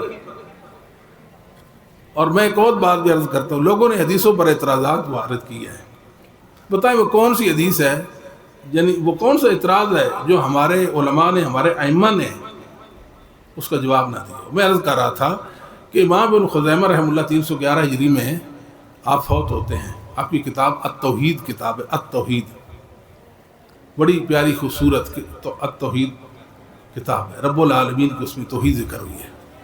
من ادعى من الجهلة أن شيئا من كتاب من سنن رسول الله صلی اللہ علیہ وسلم اذا ثبت من جهة النقل مخالفا لشيء من کتاب اللہ۔ سبحان اللہ، 311 ہجری میں ایک امام فوت ہوا جس کو دنیا امام الائمہ کے لقب سے ملقب کرتی ہے، اور ہے امام بخاری رحمۃ اللہ علیہ کے متعلق بیان کرتا ہے، امام کی مدح سرائی کرتا ہے۔ امام بخاری رحمۃ اللہ علیہ کا آپ شاگرد کہیں نا ان کو، کہتے ہیں بعض جاہل لوگ ہیں، جاہل، وہ یہ کہتے ہیں کہ یہ حدیث جو ثابت حدیث ہے یہ کلام اللہ کے خلاف ہے، اللہ کی کتاب کے خلاف ہے، کہ ہم کتاب کو لے لیں گے حدیث کو چھوڑ دیں گے، اس طرح کی دنیا میں باتیں ہوتی تھی۔ کہتے فانت ضامن اہل حدیثو مبارک تم کو۔ 311 ہجری میں آپ کا ایک امام فوت ہوا، اس کا علم آج بھی میرے رب نے زمین پر باقی چھوڑا، اور آپ کی مدد کے لیے، آپ کی نصرت کے لیے آج بھی اس کی مانوی مدد دنیا میں موجود ہے، اس کی نصرت آج بھی آپ کے ساتھ ہے کہ نہیں ہے؟ ان کا علم جو کتابوں میں محفوظ ہے۔ فانت ضامن بتثبیت صحت مذہبنا، ہم محدثین کا جو مذہب ہے میں اس پر پیرا دیتا ہوں، میں ضامن ہوں اس کا، علامہ ابو بھی منذ اکثر من 40 سنہ، 40 سال کا میرا چیلنج ہے۔ امام ابن خزیمہ فرماتے ہیں 40 سال سے میرا چیلنج ہے۔ یہ بیچارے ہیں نا کہ شیشے کے محل میں بیٹھ کر سنباری کرتے ہیں، محدثین تو تکڑے تھے اور نشانچی تھے۔ کہا میں 40 سال سے یہ چیلنج کر رہا ہوں، لوگوں ایک حدیث جو صحیح ہو وہ پیش کرو کہ یہ قرآن کے خلاف ہے، میں تطبیق کر دوں گا، میں بتا دوں گا کہ حدیث اللہ کی کتاب قرآن کے مخالف نہیں ہے۔ وہ تو ہمارے امام نے صدیوں پہلے ایک دعویٰ کیا، آج ہمارا وہی دعویٰ ہے اللہ کے فضل و کرم سے، علماء حق علماء اہل حدیث کا، لاؤ کوئی صحیح حدیث محدثین کے اصولوں کے مطابق صحیح ہے، محدثین نے صحیح کہا ہو اور قرآن کے مخالف آپ کی نظر میں قرآن کے مخالف ہے، ہم تطبیق کریں گے، ہم تطبیق کریں گے اللہ کے فضل و کرم سے۔ نہ تو کوئی حدیث قرآن کے مخالف ہے، یہ کیسے ممکن ہے جی؟ جس کلام کو اللہ نے نازل کیا وہ احسن کلام، حدیث بھی کلام ہے، یہ بھی احسن کلام ہے۔ احسن کلام رہ کیسے جائے کہ قرآن کے مخالف ہو؟ بغیر قرآن اور حدیث کا ٹکراؤ، کئی حدیثیں ہیں جن کا بغیر قرآن سے ٹکراؤ ہو سکتا ہے، بات سمجھنے کی کوشش، بغیر جس طرح قرآن کا ٹکراؤ بغیر آپس میں 2 آیات کا ہو سکتا ہے، اس میں تو تطبیق ہے۔ اگر قرآن کی 2 آیات بغیر معارض ہوں، باہم معارض ہوں، ان میں تطبیق ہو سکتی ہے، تو قرآن اور حدیث میں باہم معارض ہو اس میں تطبیق ہو سکتی ہے۔ 1 نہیں، 2 نہیں، 3 نہیں، 7 نہیں، 10 نہیں، 40 نہیں، 100 نہیں، 300 آیات میں آپ کو ابھی بتا سکتا ہوں جو قرآن میں بظاہر آپس میں ٹکراتی ہیں۔ لائیں قرآن کریم کھولتے ہیں، ورق کردانی کرتے ہیں، میں بتاؤں گا یہ آیت یہ باہم معارض ہے۔ قرآن چھوڑو گے؟ قرآن چھوڑ دیں گے؟ حدیث کو آپ چھوڑتے ہیں تو قرآن کا کیا کریں گے؟ قرآن کریم میں اللہ تعالیٰ نے ایک مقام فرمایا بھائیوں کا میراث میں 4تھا حصہ، اور ایک مقام میں ہے 6ٹھا حصہ۔ میں تو پوچھتا ہوں بتاؤ 4تھا لوگے حصہ یا 6ٹھا حصہ لوگے؟ وہ کہتے ہیں جی وہ حدیثوں میں تو تعارض ہے، حدیثوں میں تعارض ہے، حدیثیں یہ ہوتی ہے، حدیثیں وہ ہوتی ہے۔ بچے لگتے ہو تم ہمارے، پالا کن سے پڑا ہے آپ لوگوں کا؟ ایسے نہ کہا کرو، ہمارے رب کے دین پہ حرف گیری کرتے ہو۔ یہ تو ہمارا دینی فریضہ ہے کہ محمد الرسول اللہ صلی اللہ علیہ وسلم کا ساتھ دیں، ہمارا اور کوئی کام نہیں ہے، حق کی طرفداری ہمارا منصب کام ہے، اس سے ہمیں کوئی بھی نہیں روک سکتا۔ الحمدللہ ہم نے کل بھی اللہ کے دین کی حفاظت کی ہے، آج بھی اللہ کے دین کی حفاظت کے لیے اٹھ کھڑے ہوئے ہیں۔ کہتے ہیں جی دیکھیں صحیح بخاری ہے، امام درقطنی رحمۃ اللہ علیہ نے 110 حدیثوں پر نقد کیا، لوگوں کو بتاتے ہیں، لوگ سادہ لوگ ہیں بیچارے، ہاں جی بخاری پہ صحیح ہے کیسے ہوگی جی؟ جب نقد ہو گیا 110 حدیث پر، تو بڑے محدث نے جرح و تعدیل کے امام نے نقد کر دیا، ہم کہتے ہیں ان کی خیانت دیکھیں، ان کی خیانت دیکھیں، کیسی خیانت ہے؟ عجیب خیانت ہے۔ 110 حدیثوں پہ نقد، 110 حدیثوں پہ نقد ہو گیا۔ مسلم کی 132 حدیث پر نقد ہے، اور کل متفق علیہ جو روایت وہ 32 ہے جن میں نقد ہوا ہے۔ امام دارقطنی نے بخاری مسلم کی کسی ایک حدیث کو بھی ضعیف نہیں کہا۔ بات تو سمجھ نہیں آئی؟ وہ امام دارقطنی جب نقد کیا تو بخاری یا مسلم کی کسی ایک حدیث کو بھی ضعیف نہیں کہا۔ آپ نے تو سند پر بات کی ہے، اس کا بھی جواب آ گیا ہے، بات سمجھاتی ہے، اس کا بھی، تو پھر کیا پریشانی ہوئی؟ پریشانی تو تب ہے کہ جب اس کا کوئی جواب نہیں اور حدیثوں کو ضعیف کہہ دیتے، پھر مسئلہ ہوتا ہے۔ ایک حدیث کو بھی ضعیف نہیں کہا۔ امام بخاری رحمۃ اللہ اور امام مسلم کیا عالم تھے، حدیث کی تنقیح کرنے والے تھے، دنیا کو ورطہ حیرت میں ڈال دیا، ایسے علم نبوت کے پاسبان تھے، اللہ ان کو جنتوں میں جگہ دے اور جنت الفردوس میں اللہ ان کو جگہ دے۔ اللہ اکبر، کیا عظیم محسن تھے اس امت کے، سبحان اللہ۔ بخاری میں حدیث ہے آنکھیں بند کر کہہ سکتے ہیں محمد الرسول اللہ کی حدیث ہے، مسلم میں حدیث ہے آنکھیں بند کر کے کہہ سکتے ہیں یہ رسول اللہ صلی اللہ علیہ وسلم کی حدیث ہے۔ صحیح ہے ان کا لقب پایا ان 2 کتابوں میں، ہاں بھائی وہ سند پر امام صاحب نے نقل کیا. کبھی ایسا بھی ہو جاتا ہے کہ بخاری میں ایک راوی اس کی وہ ضعیف راوی ہو سکتا ہے، مگر جب اس نے وہ حدیث بیان کی اس وقت وہ بالاجماع ثقہ تھا، اس وقت وہ ضعیف نہیں تھا، اس لیے کہ امام بخاری رحمۃ اللہ علیہ یہ سمجھتے تھے ہر ضعیف کی ہر روایت ضعیف نہیں ہوتی، ہر ثقہ کی ہر روایت صحیح نہیں ہوتی. امام بخاری کے علم میں یہ بات تھی، امام مسلم کے علم میں یہ بات تھی. اس کے شواہد لاتے ہیں، متابعات لاتے ہیں، اعتبارات لاتے ہیں، کیا کچھ لاتے ہیں. سبحان اللہ. یہ لوگ تمنا مادی واحد منکر حدیث دنیا میں حدیث کے متن پر بات نہیں کرتا. طلبہ بھائیوں کو یہ بات نشین رکھنی چاہیے. حدیث کی سند پہ بات کرتے اور راویوں کو اڑاتا ہے. دنیا کا کمزور ترین تارے عنکبوت سے بھی کمزور یہ کام ہے. بخاری مسلم کے جو راوی ہیں وہ اخیار و ابرار ہیں، وہ ثقات ہیں، ائمہ نے ان کی توثیقات کر رکھی ہیں، وہ معتبر ہیں. لہذا بخاری کے راویوں کو ضعیف قرار دینا کوئی آسان کام نہیں. میں نے کتنے منکرین حدیث کو سنا، جس طرح مودودی صاحب تھے، وہ کہتے تھے کہ یہ جو قصبات ابراہیم والی جو حدیث ہے کہ ابراہیم علیہ السلام نے 3 جھوٹ بولے، قرآن کہتا ہے کہ ابراہیم سچے نبی ہیں، حدیث کہتی ہے 3 جھوٹ بولے، تو بخاری کے راوی کو ضعیف قرار دینا آسان ہے، اور ثقہ صدیق پیغمبر کو جھوٹا ماننا یہ مشکل ہے. مگر توفو تمہاری سوچ فکر اور علم پر، تم تو محدثین کی تمہیں ہوا بھی نہیں لگی. یہ کام محدثین ائمہ اعظام کا تھا نا، جن کی سندوں سے حدیث مسلمانوں تک پہنچی ہیں، وہ یہ بات کرتے، انہوں نے نہیں کی. تمہاری بات ردی کی ٹوکری پھینکنے کے قابل ہے. کیا حیثیت ہے تمہاری بات کی؟ تم باتیں کرتے ہو اس حوالہ سے بات کرتے ہو. ان باتوں کی کوئی حیثیت ہی نہیں ہے. کہتے ہیں کہ ہم کرتے ہیں جی وہ بخاری کے راوی کو ضعیف قرار دیں گے. واہ جی واہ، جن بیچاروں نے کبھی زندگی میں منہ نہیں دھویا بخاری کی روایتوں کو ضعیف کرنے بات ہے کرنے کی. بخاری کی ایسی چیز تھوڑی ہے. یہ ڈاکٹر غلام مرتضیٰ صاحب، ملک غلام مرتضیٰ قتل ہو گئے تھے لاہور میں. وہ مشہور منکر حدیث و فلاسفی تھا. اس طرح اس نے حملے کی حدیث کی کتابوں پہ، حدیثوں پر، فلسفہ کی بنیاد پر، عقل کی بنیاد پر حدیثوں کو رد کرنے کی کوشش کی ہے. چلے گئے زمین کے نیچے سارے. میرے اللہ نے محمد کریم کے دین کے پرچم کو بلندیوں سے ہمکنار کر دیا. بعض کہتے ہیں دیکھو جی بخاری کے اندر شیعہ راوی ہیں. شیعہ، اب ظاہر شیعہ جو لفظ آتا ہے تو اہل سنت تو وہ کان اٹھاتے ہیں نا. وہ شیعہ راوی، بخاری میں شیعہ راوی جی 80 کے قریب شیعہ. اچھا یہ تو شیعہ کا دین ہے بخاری. وہاں تو ڈالتے ہیں کہ نہیں ڈالتے. ایک تو عام بندہ بیچارہ ہل کے رہ جاتا ہے. بخاری 80 شیعہ راوی.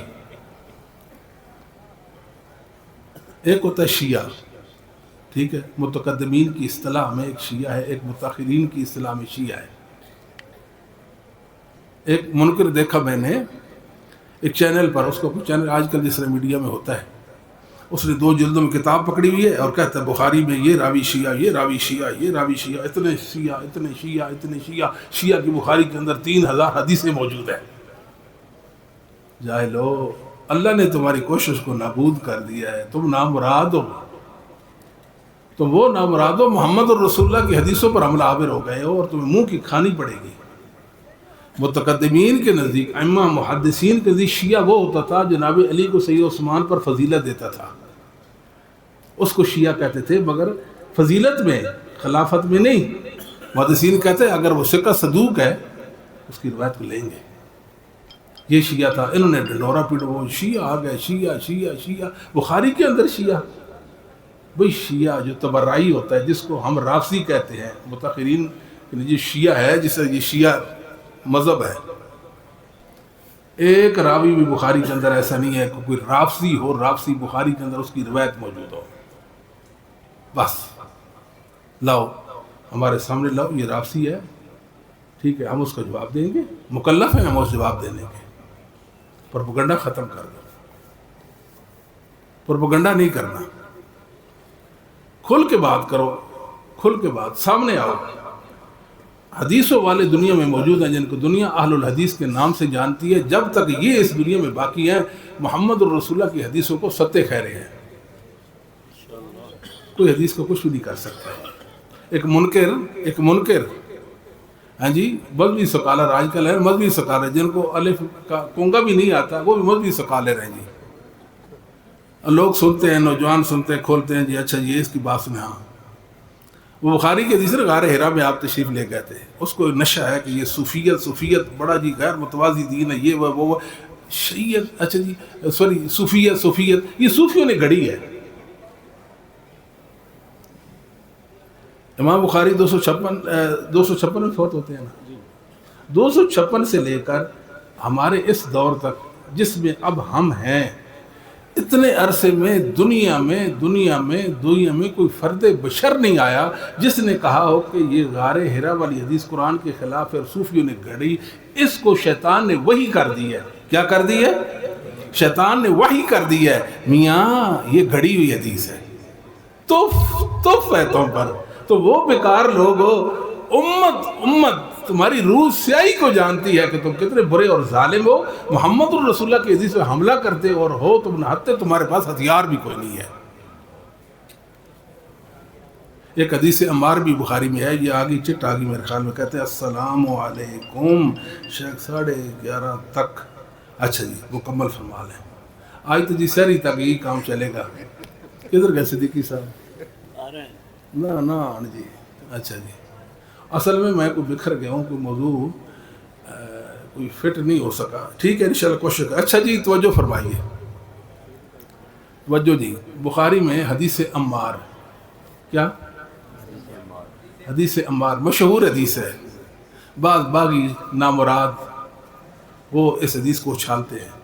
آپ فرمایا ویحا عمار آپ کی بھی کیا شان ہے. ویحا کلمہ مد اور ضم دونوں پر مستعمل ہوتا ہے، یہاں مد ہے.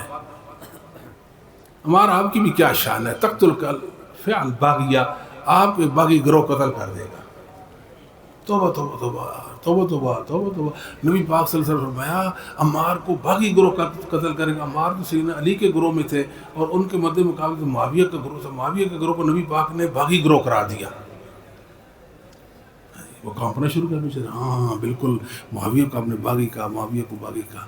مسلمانوں باغی میں فرق ہے، جیسے کافر میں فرق ہے، منافق میں فرق ہے، فاسق میں فرق ہے، مومن میں فرق ہے، باغی میں فرق ہے، ظالم میں فرق ہے.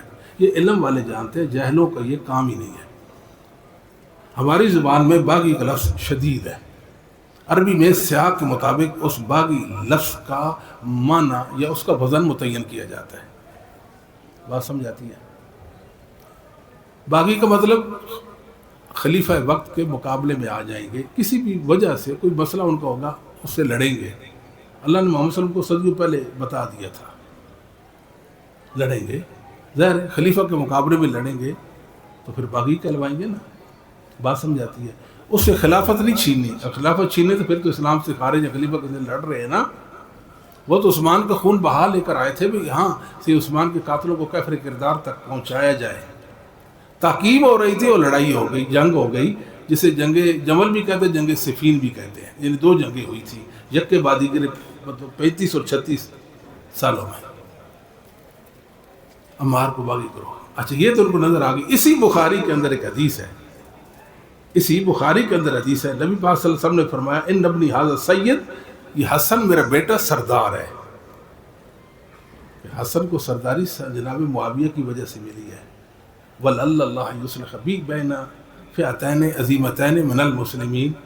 میرے اللہ مسلمانوں کی 2 عظیم جماعتوں کے درمیان ان سے صلح کروائے گا. ادھر فرمایا باغی کرو، ادھر عظیم مسلمانوں کی عظیم جماعت. توجہ نہیں فرماتے. ادھر کیا کہا اور ادھر کیا کہا؟ مسلمانوں کی عظیم جماعت. بات ٹھیک ہو گئی؟ یعنی جیسی عظیم جماعت حسن کی ویسی عظیم جماعت معاویہ کی رضی اللہ تعالیٰ عنہ. بات سمجھ آتی ہے؟ اب اتنی سی بات دیکھیں، یہ بات محدثین کا کام تھا نا امت کو بتاتے. انہوں نے بتا دیا لیکن وہ یہ منحرفین انحراف برتے ہیں محدثین کے علم سے، ان سے کٹ گئے. محدثین نے جو اسلامی عقائد بیان کیے تھے ان سے منحرف ہو گئے، گمراہی بھی پڑ گئے، حدیثوں کی بری باتیں طویلیں کرنے لگ گئے. اب یہ ایک حدیث ہے، توجہ فرمائیے. اسی حدیث کے آگے کا ٹکڑا ہے یدعوہم الی الجنہ و یدعونہ الی النار. وہ بخاری میں دیکھو یہ آیا، بخاری میں دیکھو صفحہ نمبر اتنا، حدیث نمبر اتنی، جلد نمبر اتنی. یدعوہم الی الجنہ و یدعو، عمار ان کو جنت طرف بلانے ہوں گے اور وہ جہنم کی طرف ان کو بلانے. یعنی مراد کیا لے رہے ہیں؟ معاویہ کا گروہ لے رہے ہیں. یہ ان کا مبلغ علم ہے، تف ہے تمہارے علم پر. یہ علم کیا؟ یہ تو جہالت و ضلالت ہے. اور تم محمد الرسول اللہ کی ایک حدیث کے ایک ٹکڑے کو سمجھنے سے قاصر ہو، اور تمہاری حالت یہ ہے کہ حدیث کی وجہ سے ٹکڑے کو غلط بیان کر دے، تم گمراہی اور ضلالت تک پہنچ گئے. یاد رکھو مسلمانوں، یہ دو ٹکڑے حدیث کے، تقتل الکلفیہ الباغیہ یدعوہم الی الجنہ یدعونہ الی النار، یہ دو ٹکڑے، دو مختلف موقعوں پر یہ نبی پاک صاحب نے باتیں فرمائی. توجہ فرمائیں، ان دو ٹکڑوں کو ملا کر ایک حدیث بنائی گئی. کیا کہا گیا؟ باتوں کو نہیں سمجھ آتی. ایک موقع پہ آپ نے ایک بات فرما دی، ایک عرصہ کے بعد آپ نے دوسری بات فرمائی، تو پھر دو حدیثیں ہو گئی، ایک حدیث ہو گئی. ان دو حدیثوں کو ملا دیا گیا، دو حدیثوں کو ملا دیا گیا، اور بخاری میں کسی نے ایڈ کر دیا. حالانکہ یہ بخاری کی حدیث، بولے تو صحیح، آپ کو غم کیا ہے؟ ہم زندہ ہیں نا بھائی، غم تو تب ہو کہ ہم نہ ہوں. یہ عاجز آپ کے بیٹے، آپ کے بھائی. اور میں نے ایک موقع پہ کہا تھا کہ زیر ناب ہاتھ باندھنے کے بارے میں کوئی حدیث نہیں ہے. یہ میرا نمبر ہے 0354828125. دنیا میرے پیچھے پڑ گئی، لو یہ حدیث ہے، یہ حدیث ہے، یہ حدیث ہے. 2 سال ہو گئے، ابھی تک مجھے کوئی حدیث زیر ناب ہاتھ باندھنے میں بتا ہی نہیں سکا، ثابت نہیں کر سکا. بات سمجھ آئی ہے؟ وہ کہتے ہیں وائل بن حجر کی ابن ابی شیبہ میں صحیح سند کے ساتھ روایت ہے، تحت سرہ کے الفاظ ہے. میں نے کہا وہ تو کسی جھوٹے نے گھڑے ہیں، یہ محمد الرسول اللہ کے تو الفاظ ہی نہیں ہیں. آؤ دنیا میں عدالت لگاؤ اور ہمیں گرفتار کر کے اس کے سامنے پیش کرو، ہم ثابت کر دیں گے اللہ کے فضل تحت سرہ کے الفاظ اس روایت کے اندر یہ جھوٹے ہیں، یہ محمد رسول اللہ کے الفاظ ہی نہیں ہیں. 2 سال ہو گئے کہ نہیں ہو گئے؟ کئی تو کہتے ہیں ہم آنے والے ہیں آپ کے گھر، آپ کہاں ہیں؟ آپ کہاں ہیں؟ ہم آپ کی خبر لیں گے، ہم یہ کریں، ہم وہ کریں گے. میں کہ پتہ نہیں تم کیا کرو گے، مجھے تو نہیں پتا. ہم آپ سے مناظرہ کریں گے. میں کہ میں ماڑا سا بندوں بھائی، مجھ سے آپ نے کیا مناظرہ کرنا ہے؟ میرے بچے ہیں طالب علم، میں ان سے کرو نا، جن کو میں نے مناظرہ سکھا دیا ہے یا پڑھا دیا ہم نے. اچھا جی، اب یہ 2 ٹکڑے حدیث کے، 2 ٹکڑے، اور یہ بخاری میں حدیث ہے ہی نہیں، کسی نے ایڈ کر دیا. آپ کہ پھر بخاری کا اعتبار کیا رہے گا؟ کوئی اس میں حدیث ایڈ کر دے. میں کو بخاری کا اعتبار تو تب ہی مزہ دیتا ہے کہ ہمیں علم دیا میرے رب نے، یہ حدیث بخاری کی نہیں، کسی نے ایڈ کر دی ہے. سمجھ نہیں آئی؟ اگر ہمیں علم نہ ہوتا، ہم اس کو بخاری کی حدیث کا رٹا لگاتے رہے، بخاری بخاری بخاری، پھر تو آپ کہتے ہیں کہ تمہاری بخاری کا کیا اعتبار ہے؟ جب اللہ نے ہمیں باخبر کر دیا، محدثین کو اللہ نے بتا دیا تھا، ان کے بعد یہ علم آ گیا، یہ بخاری کی حدیث ہے ہی نہیں، یہ تو صحیح 2 حدیثوں کے ٹکڑے ہیں جن کو ملا کر بخاری میں ایڈ کر دیا گیا. جب یہ بات پتہ چل گئی کہ بخاری کی حدیث نہیں ہے، بخاری کی عظمت کو 4 چاند لگ گئے. اب پتہ نہیں میں کہاں بیٹھا ہوں اس وقت، مجھے یہ بھی نہیں. اچھا جی، صدیقی صاحب تشریف لائیے جناب. اچھا جی، یدعوہم الی الجنہ، توجہ فرمائیے، یدعوہم الی الجنہ، عمار ان کو بلاتے ہیں جنت کی طرف. کہتے ہیں سیدنا معاویہ کے گروہ کو جنت بلاتے ہیں، وہ ان کو جنت کی طرف. شرم نہیں آتی ان کو؟ محمد رسول اللہ پر ایمان لانے والے لوگوں کو جنت کی طرف بلانے والے تھے. ان کو برو، تمہارا محاسبہ شروع ہو گیا ہے، تم اللہ کی گرفت سے نہیں بچ سکتے ہو. تم نے ان مقدس ہستیوں کو ہاتھ ڈالا ہے نا، نامرادی تمہارا مقدر ٹھہرے گی. تم معاویہ کا کچھ نہیں بگاڑ سکتے، معاویہ نے آپ کا بہت کچھ بگاڑ دیا ہے. یہ بات ٹھیک ہے یا غلط ہے؟ رضی اللہ عنہ. نبی پاک نے فرمایا عمار یدعوہم، ان کفار کو، ان کافروں کو، وہ کافروں کی بات ہو رہی، صحابہ کی جماعت کی بات، ان کافروں کو جنت طرف بلاتے ہیں، جبکہ کفار مشرکین عمار کو جنت طرف بلاتے ہیں اور عمار ان کو جنت طرف بلاتے ہیں. انہوں نے کہا نہیں، یہ تو معاویہ مراد ہے. تمہیں کس نے بتایا؟ ابلیس تمہارے وحی کرتا ہے. ان پر نا ابلیس کی وحی بھی ہوتی ہے، یاد رکھیں، یہ بات بالکل حق اور سچ ہے. میرا ایمان ہے، میرے ایمان سے یہ بات کوئی جدا ہی نہیں کر سکتا، شیطان نے پرواہی کرتا ہے۔ ڈاکٹر اسرار صاحب تھے نا، وہ کہتے تھے کہ سیدنا علی رضی اللہ تعالیٰ روحانی خلیفہ تھے اور ابو بکر سیاسی۔ میں کبھی سوچتا ہوں یا میرے اللہ، اسلام اتنا بے بس تو نہیں ہے جتنا ان ظالموں نے سمجھا ہے۔ سیدنا ابو بکر کو جب مومنوں اور مسلمانوں نے، اصحاب محمد نے خلیفہ چن لیا تھا، خلیفہ چن لیا تھا، تو سیدنا علی رضی اللہ تعالیٰ کا روحانی خلیفہ ہونے کی خبر ان کو پھر ابلیس نے دی ہوگی نا، تو میرا مقدمہ صحیح ثابت ہوا کہ نہیں؟ ابلیس نے ان کو بتایا ہوگا کہ علی جو ہیں علی، صحابہ کو نہیں پتہ چلا، تابعین تبع تابعین ائمہ دین امام مسلمین ہر دور کے مسلمان جناب صدیق کو خلیفہ مانتے ہیں، علی کو چوتھا خلیفہ مانتے ہیں۔ جناب علی نے یا کسی بھی اہل بیت کے فرد بشر نے یہ نہیں کہا کہ علی تو روحانی خلیفہ ہے۔ روحانی خلیفہ ہوتا کیا ہے بھائی؟ یہ ان کی حیثیت، اس حیثیت کے یہ لوگ ہیں، اور محمد صلی اللہ علیہ وسلم کی حدیثوں پر یہ اٹیک کرتے ہیں، اور ان کے اٹیک کو ہم پیچھے دھکیلتے ہیں اللہ کے فضل و کرم سے۔ ایک دن میں نے سنا ڈاکٹر صاحب کہہ رہے تھے ایک ہوتی ہے نبوت، ایک ہوتی ہے رسالت۔ علم سنو، علم۔ اللہ کے بندو، ان علماء کی قدر کرو، یہ تمہارے دین کے محافظ ہیں، تمہاری نسلوں کے محافظ ہیں۔ علم نبوت کو آپ کو قائم رکھے ہوئے ہیں اللہ کے فضل و کرم کے ساتھ، یہ آپ کے محسنین ہیں، ان کے قدردان بنو، ورنہ دوسرے فرقوں کی آپ دیکھیں حشر نشر کر دیا ظالموں نے، پاگل بنا دیا، لوگوں کو دیوانہ مجنون کر دیا۔ یہ وہ لوگ ہیں اہل حدیث علماء جو آپ کے علم نبوت پر قائم رکھے ہوئے اللہ کے فضل و کرم سے۔ وہ کہتے ہیں ایک ہوتی ہے نبوت، ایک ہوتی ہے رسالت۔ نبوت کا معنی لینا، یہ ان کی بات کر رہا ہوں، وہ کہتے ہیں لینا، اور رسالت کا معنی دینا، سمجھائی؟ تو کہتے ہیں کہ نبوت ختم ہو گئی، رسالہ جاری ہے۔ لو جی، نبوت ختم ہو گئی، یہ تو کوئی عورتوں کو کہ وہ بھی ہنستے بیچاری کہ یہ کوئی پاگل ہے، دیوانہ بغیرت جو اس طرح کی بات کرتا ہے۔ بھائی علم نبوت کا مذاق تو ہم کسی کو نہیں اڑانے دیں گے نا، کیا خیال ہے؟ دیں گے؟ بھائی ہم نے یہ بچے اس لیے پالے ہیں، یہ ہماری فورس ہے اللہ کے فضل و کرم سے، یہ دین کے محافظ بنے، ان ظالموں کو منہ بند کر رکھ دیں۔ تو امام بخاری رحمۃ اللہ علیہ نے پہلی حدیث انما الاعمال بالنیات ذکر کی ہے، تو جو فرمائیے پہلی حدیث کہاں سے؟ وہی امام حمیدی، امام بخاری کے عبداللہ بن زبیر الحمیدی رحمۃ اللہ علیہ، امام بخاری کے استاد ہیں، مسند حمیدی ان کی کتاب ہے، آپ اس کتاب کو کھولیں، پہلی حدیث بخاری کی مسند حمیدی کے اندر لکھی ہوئی ہے۔ بخاری نے وہاں سے چن کر اپنی کتاب میں لائی، کہتا ہے بخاری 200 سال بعد لکھی گئی، 300,000 سال بعد لکھی جاتی تو فرق کیا پڑتا؟ بات سمجھائیے؟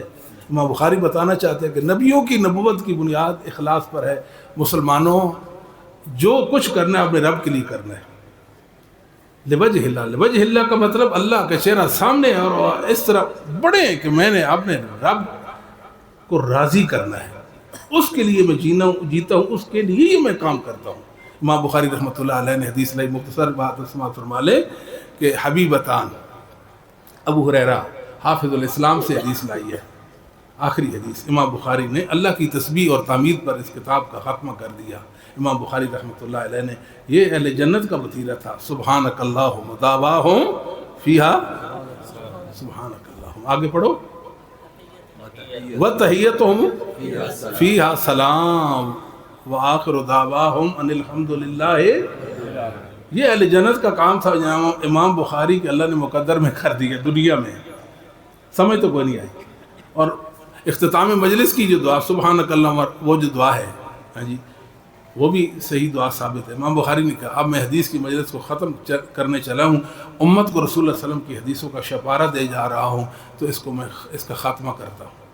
امام بخاری جیسا زیرک اس کائنات نے دیکھا ہی نہیں، چراغ لیے بھی دیکھ، بخاری جیسا آپ کو نظر کوئی نہ آئے گا انشاءاللہ العزیز۔ عظمتوں کا استعارہ ہے ہمارا امام، ہمارا ایمان۔ یہ ہمارے بعض بھائی ہیں، بعض بھائی ہمارے، آپ سمجھ گئے ہوں گے بعض بھائی کو کہتے ہیں بخاری جو ہے نا، بخاری یہ ہماری حمایت میں ہے، بخاری ہماری حمایت میں ہے۔ میں کہتا ہوں میں کمزور بندہ ہوں، مجھے کھڑا کر دو، اگر بخاری کی پہلی حدیث سے لے کر آخری حدیث تک میں تمہارے مذہب کے خلاف نہ کروں تو میرا نام بدل دینا، وعدہ کروں کہ نہیں؟ اللہم اشہد۔ یہ باتیں کرتے ہیں بیچارے، باتیں کرتے، ان کو بخاری آتی کہاں ہے؟ وہ ان کو بخاری نہیں آ سکتی، لوگوں یقین کر لو، میں قسم اٹھاتا ہوں میں قسم اگر آپ کہیں طلاق اٹھائیں تو میں تیار ہو جاؤں اس کام پر. اہل حدیث کے علاوہ محمد رسول اللہ کی حدیث کو کوئی سمجھ نہیں سکتا. کوئی بڑی سے بڑی شروحات لکھ دے, شرح نہیں ہو سکتی. شرح تو ہوتی ہے محدث کی امام کی مراد کو واضح کرنا, یہ تو اس کے ساتھ مناقشہ کرتے ہیں, حدیثوں کا رد کر رہے ہوتے ہیں. حدیث کا رد کا نام شرح ہوتا ہے بھائی, یہ شرح کرتے ہیں. شرح صرف اہل حدیث کو حق ہے بس. قرآن کی تفسیر اہل حدیث کا حق, حدیث کی شرح کا حق اہل حدیث, دنیا اور کسی کو نہیں. آئے دنیا لکھے ورقالے کرے ضخیم جلدیں لکھ دے, کچھ فائدہ نہیں ہے. اللہ اور اس کے رسول کی مراد کو پانا یہ علم نبوت کی اصل ہے. یہ صرف اہل حدیث کو حاصل ہے, کسی کو نہیں ہو سکتا. میرے اللہ نے مجھے یہ بات سمجھا دی ہے. آپ قسمیں اٹھا کر میری قبر پہ یہ بات کہنا کہ میرے اللہ نے مجھے بات سمجھا دی ہے, محمد الرسول اللہ کا دین صرف اہل حدیث سمجھتا, کوئی نہیں سمجھ سکتا. ہاں اگر آپ بھی یہ دعویٰ کرتے ہیں ہم بھی سمجھنا چاہتے ہیں, آپ کو ہے مسئلہ, آؤ محدثین کی جماعت میں شامل ہو جاؤ نا. اللہ وہ برکات آپ کو بھی نصیب کر دے گا, اللہ وہ برکات آپ کو نصیب کر دے گا, ورنہ محروم ہو تو محروم ہو. اچھا جی, تو ابو ہریرہ رضی اللہ تعالیٰ سے آخری حدیث لائی. امام بخاری کی بڑی عقیدت تھی سیدنا ابو ہریرہ. سبحان اللہ سبحان اللہ. کتاب العلم کے اندر امام بخاری نے ایک باب قائم کیا, باب حفظ العلم. کیا مطلب اس کا؟ بھئی علم کو حفظ کرنے کے متعلق بات ہے. جتنی حدیثیں لائے ہیں امام بخاری تیز کتنے سے رحمہ اللہ, جتنی حدیثیں لائے ہیں ساری کی ساری ابو ہریرہ سے لائی ہیں, ساری کی ساری ابو ہریرہ سے. کسی اور صحابی سے حدیث, اور آخری حدیث کس سے؟ ابو ہریرہ سے. کیا فرمایا؟ کلمتان یعنی جملتان, دو جملے ہیں, یا کلامان دو کلامیں ہیں, دو کلامیں ہیں. یعنی کلمہ کا اطلاق کلام پر ہو جاتا ہے اور جملے پر بھی ہو جاتا ہے. کلام مفید, کلام تام. کلمتان خفیفتان علی اللسان, زبان پر ہلکے ہیں. زبان جو دو جملے ہیں ادائیگی مشکل نہیں ہے, اب آسانی ان کو ادا کر سکتے ہیں. یہاں یہ بات بھی سمجھ آتی, امام بخاری بتانا چاہتے ہیں کہ ذکر ہوتا ہی ہے جو زبان سے ہو. یہ جو صوفی گمراہ جو ہے نا, صوفی گمراہ, سمجھ تو نہیں آئی. یہ قلبی ذکر کی بات کرتے ہیں, قلبی ذکر. محمد صلی اللہ علیہ وسلم لسانی ذکر کی بات کرتے تھے. بات سمجھے؟ یہ جو ہو کا ذکر بھی ہوتا ہے. بعض ملحد ہے نا تصویر بولتے ہو اللہ اللہ, یہ کوئی ذکر نہیں, یہ ملحد کا ذکر ہے, ملحد کا. ابن تیمیہ نے ہمیں بتایا یہ ملحدین کا ذکر ہے. یہ کہتے ہیں ملحد. ابن تیمیہ دلیل کیوں نہیں دیتا؟ ہم کہتے ہیں دلیل اس لیے ہے کہ محمد صلی اللہ علیہ وسلم, صحابہ تابعین, تبع تابعین, ائمہ دین نے کسی نے بھی اللہ کو ذکر سمجھا ہی نہیں. یہ ابن تیمیہ کی دلیل ہے. اگر دین ہوتا تو اصحاب محمد اس کو اختیار کرتے, ہے کہ نہیں؟ تابعین, تبع تابعین, ائمہ دین اس کو اپناتے. آگے کیا فرمایا؟ خفیفتان علی اللسان ثقیلتان فی المیزان, اور ترازو میں بھاری, ترازو میں بھاری. امام بخاری بتانا چاہتے ہیں ایک ترازو لگے گا. اور یہاں امام بخاری رحمۃ اللہ معتزلہ کا رد کرنا چاہتے ہیں جو کہتے ہیں اعمال جو ہوتے ہیں, اعمال یہ تو اوصاف ہیں, یہ تو اعراض ہیں, یہ تو معنوی چیزیں ہیں, ان کا کوئی وجود ہی کوئی نہیں, یہ اپنے آپ کو قائم نہیں رکھ سکتے, ان کا وزن کیسے ہو جائے گا؟ امام بخاری کہتے ہیں اللہ جو فرما دیتے ہیں وَنَضَعُ الْمَوَازِينَ الْقِسْطَ لِيَوْمِ الْقِيَامَةِ, تو اللہ کے اس فرمان پر ایمان لے آؤ. میرا اللہ قادر قدیر ہے, میرا اللہ. دین اسلام کی بنیاد اللہ کے دو اسماء گرامی پر ہے, میرا اللہ قادر قدیر ہے, میرا اللہ قادر قدیر. مسلمانوں اس سبق کو یاد کر لو, بہت سارے مسائل آپ کے حل ہو جائے گے کہ اللہ قدیر ہے, اللہ قدیر ہے. معتزلہ کا رد کیا, ساتھ ساتھ جہمیہ کو رد کیا جو اللہ کی صفات کے منکر تھے, ساتھ ساتھ اشاعرہ کا بھی رد کیا. کیسے؟ حبیبتان الی الرحمن, حبیبتان, وہ کہتے ہیں کہ محبت الرب, اللہ تعالیٰ کی محبت جو ہوتی ہے نا, یہ محبت حقیقت میں نہیں ہوتی بلکہ یہ تو ارادہ ہوتا ہے, ارادہ. اب یہاں ارادہ کیسے معنی کریں گے بھائی؟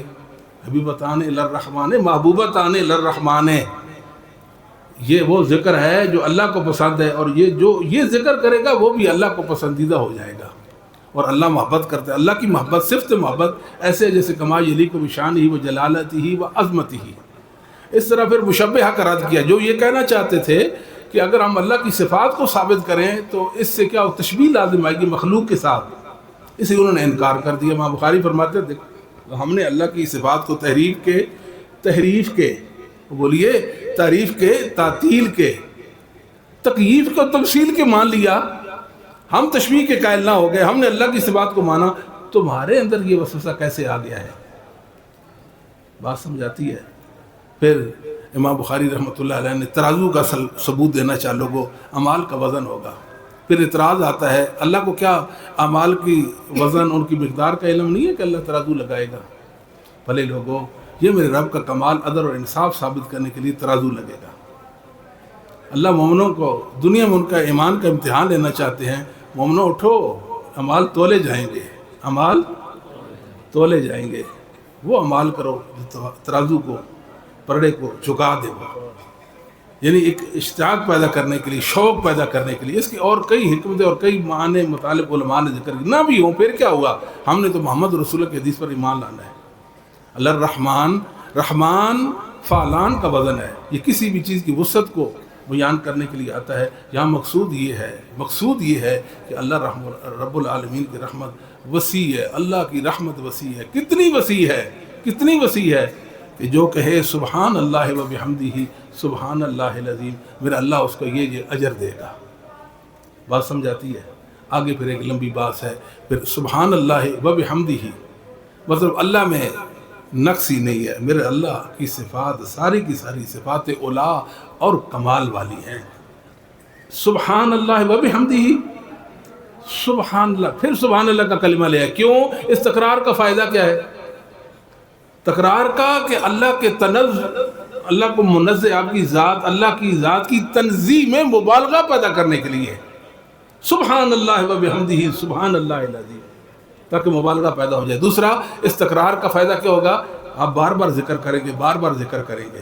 جب بار بار ذکر کریں گے تو ظاہر ہے ایک افضل عمل آپ کر رہے ہوں گے۔ آگے العظیم فرمایا، عظیم کا مطلب جس کی کوئی مثال نہیں، اس جیسا کوئی نہیں ہے۔ ایک بہت بڑا اعتراف ہے اور بہت حقیقت کو یہ ماننا ہے۔ مطلب کیا ہے کہ میرے اللہ، میں صبح سے لے کر شام تک، شام سے لے کر صبح تک ساری دنیا تیرا ذکر کرے، تیری عبادت کرے، تیری عبادت کا حق ادا کر سکتی نہیں، اس لیے کہ میرا رب عظیم ہے، میرا رب عظیم ہے۔ فرمایا کلمتان حبیبتان الی الرحمن خفیفتان علی اللسان ثقیلتان فی المیزان۔ کلمتان، یہ خبر ہے، حبیبتان، ثقیلتان، خفیفتان، یہ اس کے اوصاف ہیں۔ سبحان اللہ و بحمدہ سبحان اللہ العظیم مبتدا مؤخر ہے کہ جب خبر کے اوصاف زیادہ ہوں تو اس کو مبتدا سے پہلے ذکر کرنا مستحسن ہوتا ہے۔ کیوں؟ اس لیے کہ سننے والوں میں شوق بڑھتا ہے۔ کہتے کلمتان حبیبتان الی الرحمن، بتاؤ بتاؤ بتاؤ، خفیفتان علی اللسان ثقیلتان فی المیزان، بتاؤ جلدی بتاؤ، یہ کون سے عظمت والے الفاظ ہیں؟ سبحان اللہ و بحمدہ سبحان اللہ العظیم۔ امام بخاری 3 موقع لائے، فضل و تسبیح کے اندر لائے ہیں۔ ایک اور مقام پہ امام بخاری اس حدیث سے ایک مسئلہ ثابت کرنا چاہتے ہیں، وہ یہ ہے کہ باب اذا قال واللہ لا تقلب اليوم فصلى وقرأ وسبح وكبر وحمد وحلل فهو على نیتہ۔ ایک آدمی نے قسم اٹھا لی کہ آج میں کلام نہیں کروں گا، اگر اس کی نیت میں یہ ہے کہ یہ کلام یعنی تسبیح بھی نہیں کروں گا، تکبیر بھی نہیں کروں گا، ٹھیک ہے، پھر تو ہے۔ اگر یہ اس کے نہیں اور اس نے کر دی تو وہ گناہگار ہو جائے گا۔ کیوں؟ یہ بھی تو کلام ہے نا۔ اس سے یہ بات بھی ثابت ہوئی، اگر کوئی گونگا شخص بیوی کو اشارہ سے طلاق دے دے تو اس کو طلاق واقع ہو جاتی۔ اس لیے اشارہ نطق اور کلام کے کام ہوتا ہے، اور یہ کلام مفید، یہ وہ ذکر بن سکتا ہے۔ سبحان اللہ و بحمدہ سبحان اللہ العظیم۔ رب کریم سے التجا و دعا ہے کہ یہ جو گلشن ہے، صدیقی رحمہ اللہ تعالیٰ، بہت بھائیوں نے اس حوالے سے بات کی، اللہ اس کو قیامت کی صبح تک شاد و آباد رکھے اور اس کی پاسبانی کیے رکھے، اس کی پاسبانی۔ ہم دیکھتے ہیں ہمارا دل خوش ہوتا ہے۔ آپ کو معلوم نہیں ہے کہ مدارس چلانا کتنا مشکل کام ہے، آپ کو اس چیز کا نہیں پتہ، ہمیں پتہ ہے، ہماری زندگیاں ان میں گزری ہیں۔ اللہ کے نیک بندے نے ایک پودا لگایا، ثمر آور ہو گیا، سبحان اللہ۔ قیامت کی صبح تک لوگ اس کا پھل کھائیں گے انشاءاللہ۔ یہاں مجاہدین، دین کے سپاہی اور جرنیل پیدا ہوں گے اللہ کی توفیق سے۔